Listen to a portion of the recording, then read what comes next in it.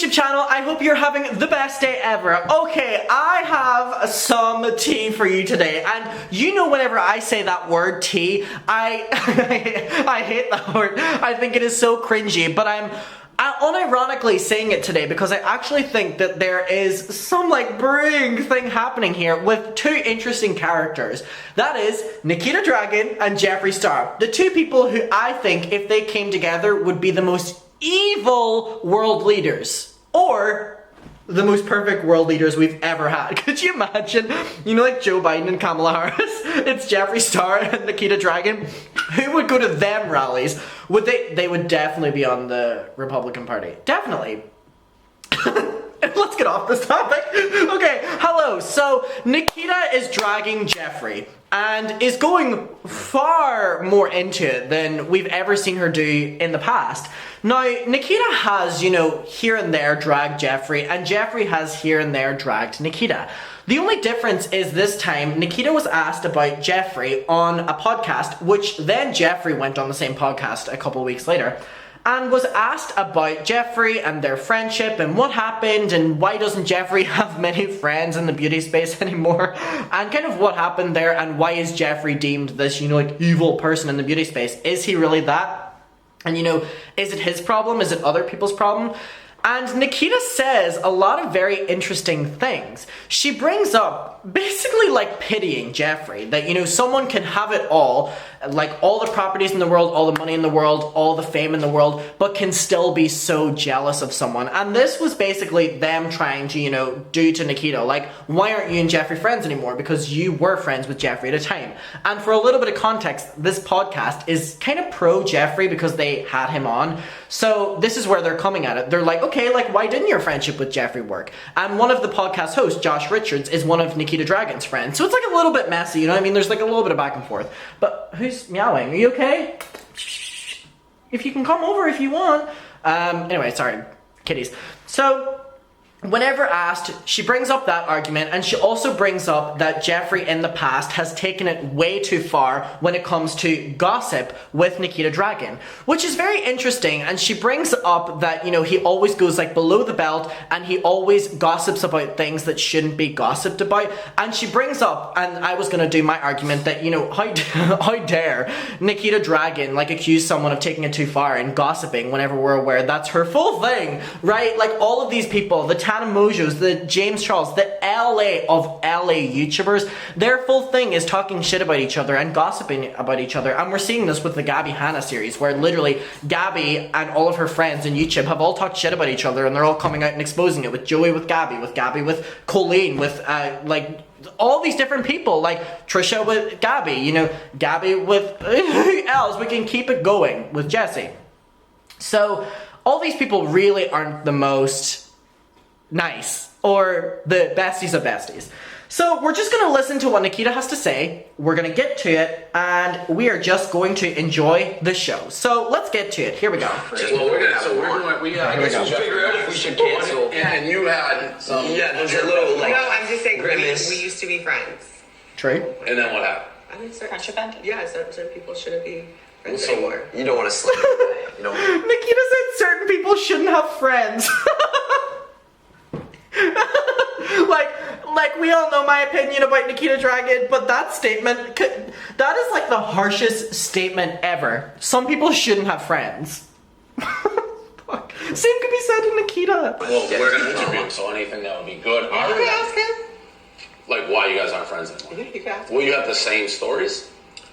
I don't know. I mean, for me, I think there's a certain line you don't cross, and when it comes to real life, you know what I mean? Would he... People can shit talk, and I feel like we all, you know, gossip or whatever.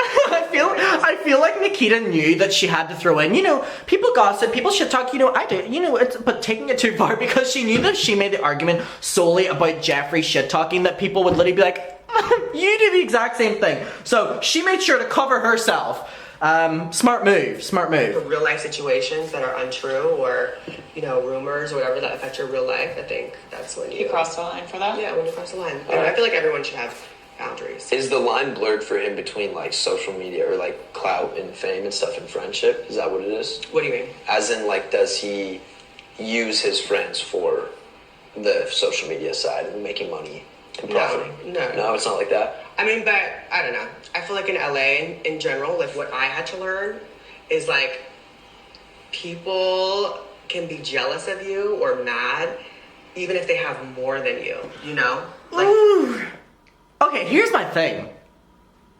If Nikita Dragun didn't say that statement, I would think that would be a really good quote. Now, I don't know if she took that from someone, but, you know, people can be jealous of you even if they have more than you. That's a really good quote. I mean, not coming from a very reliable source, Nikita Dragun, but I mean, at face value, great.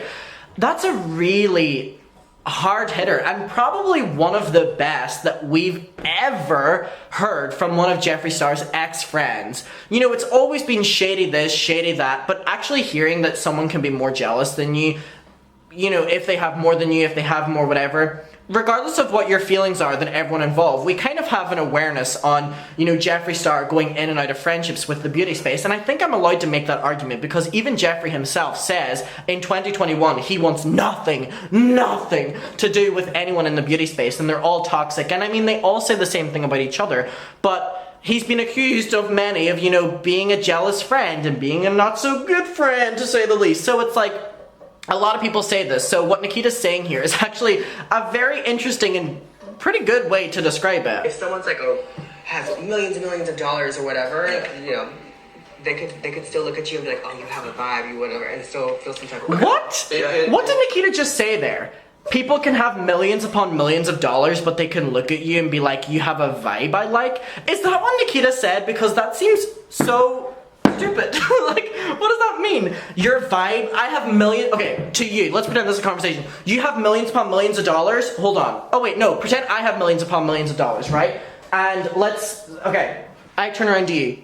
I'm jealous of you because of your vibe. What does that mean? What does that mean? If someone would like to clarify to me below what being jealous of someone's vibe means over a lot of money, I would love to know. I love that, like, the richest of richest people always talk about how money isn't a factor and, you know, how money doesn't mean everything. And it's like, okay, give me the money. Like, okay, realistically, if money doesn't mean everything to you, Jeffree Star, if money doesn't mean everything to you, Nikita Dragun, okay, do you want to give it to me and the muckers and, like, we can, like, not care about the money together, but, like, now we have, like, a lot of money as well? Like, let's redistribute that wealth. Can we? Please, let's do that. Because I think that sounds like a great deal. If, you know, money isn't everything to these people, don't be shy, put some more. Like, we can take it. We can take it for you. We can take that burden off of you. My bank details and the muckers will be linked below. Like, fucking hell. Anyways. This is the biggest difference. So we're based in New York, and I feel like about that LA kind of social media, Bro, it breeds. That feel, breeds it's just stuff. Yeah, I didn't breeds see it shit. in New York at all. Like, Yeah. it just, It's not like it, that. it doesn't. Well, New People York's are also straight way up. more, they're front stabbing in Yeah. New York, where in LA Yeah. you backstab, But right? the- So it's It different. makes no sense. I have a question for anyone out there who lives in LA, because this is a point that we have been exposed to over and over and over again. You know, LA YouTubers, LA culture, it's so whatever, toxic and manipulative, and who would want to live there, and they're selling their souls and all like this. For the people out there that live in California, let's say, I've never been to America. I've never been to LA. I've always wanted to visit America. I mean, more so as the years goes on, I don't. But let's, just for funsies, I always wanted to visit LA. And as time has gone on, that is probably one of the things I would not want to do in this world. Like, from where it went on my want-to-do list to, like, it now, like, it went from top to bottom. Which is very interesting to me, and it's just because we're hearing these people say over and over and over again, you know, these LA people sell their souls, and it's like, that's dramatic. Like, okay, I get that that's dramatic and that's a saying, but, like, you know about being so toxic and so, like, no real friendships? Anyone out there from California or LA, please, and I know there's different areas and probably great areas, please let me know about LA. What really is it like? If you visited, what is it like? Because everyone who lives in it says the exact same thing about it. And also, everyone who lives in it who says the exact same thing about it partake in that behavior. all of these influencers who complain about the LA influencer scene are engaging in the LA influencer scene, so they're adding to it as well. So it seems like they're engaging in it and then complain about it, and engage in it and complain about it because they're engaging in it, which is the behavior that they're complaining about, but engaging in it, so they're complaining about being involved in that behavior. Please. There's a boat here. They always make that fucking siren. So let me know. I'm actually very curious. Okay, here we go. Maybe it's because I have a dude mentality, 18 years of being a dude. I'm like, I don't like doing that, like, petty nonsense or whatever. It's just like, it's not my vibe. Guys can be equally as petty. I'm not saying that to be guy or girl, but I'm just saying, like, that energy is just weird. And in the social media world, it's weird. Even if you look at this like fight in Miami for these 2 weeks, it's all LA. Like there's not tons of all of LA like us, right New now. York. It's us from Barstool, and then all LA people. I mean, they're just trying to make a bag, right? Is it like real beef? Is it real beef? Bryce makes it personal and also Okay. Okay, this is my thing. Right? And like whenever the conversation of Jeffree Star and the beauty world comes up, the conversation always goes back to LA. Now, first of all, let's sum up our opinions of what Nikita said about Jeffree. I think it's a great point that she makes about Jeffree that we can kind of fact check through everyone else saying the same thing about Jeffree. But I mean, Nikita's also guilty of what she accuses Jeffree of being. You know, let's take that at face value as well. And it's like, okay, let's pretend that everyone who's against Jeffree is the toxic ones and Jeffree isn't. They're all engaging in this toxic behavior that they say is so toxic about LA, which is LA is so toxic because of all the influencer scene and the partying, and then you're partying because you want to be on social media and the social media part. Lord! Do you just always be like, I don't mean this in a horny way. Are you just always turned on? You know, whenever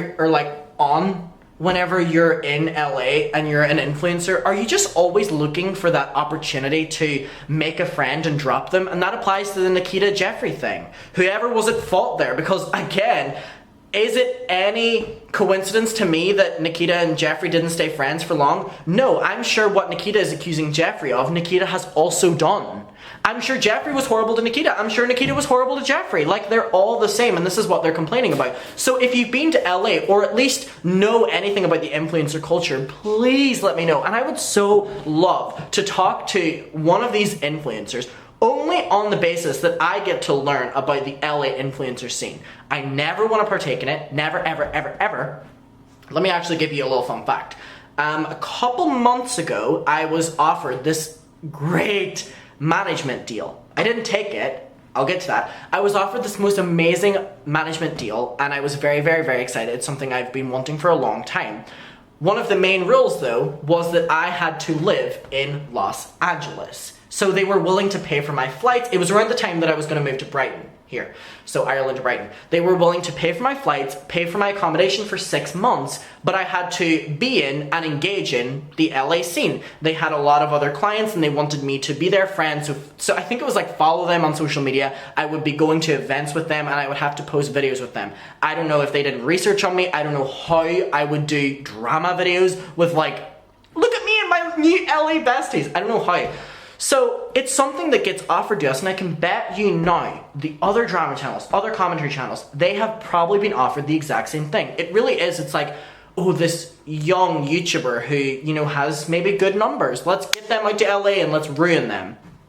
And it really is. It's like, there's a lot of YouTubers from Derry, especially, where I come from, very small city. There's some YouTubers there, more like smaller YouTubers, and that was me for the longest time, and I still do look at myself as a small YouTuber, even with my channel now. I'm grateful for I feel like I have a big community with you because we have big voices and we're like bitches. But there's this conversation where it's like, oh, like to take my channel to the next level, I need to move to LA. To take my career to the next level, I need to move to LA. Actors say this. And it's like, am I the only one who thinks that's absolutely like hysterical? That is so stupid. If your talent is not working in a really small place, how do you expect it to work in Los Angeles, where everyone is like doing the exact same thing and everyone is being fake to each other and everyone is like... And I think the beauty guru world and the drama space really exploded because that's what these people thrive off of, and then we were able to talk about it. But I want to know what your opinion is of it.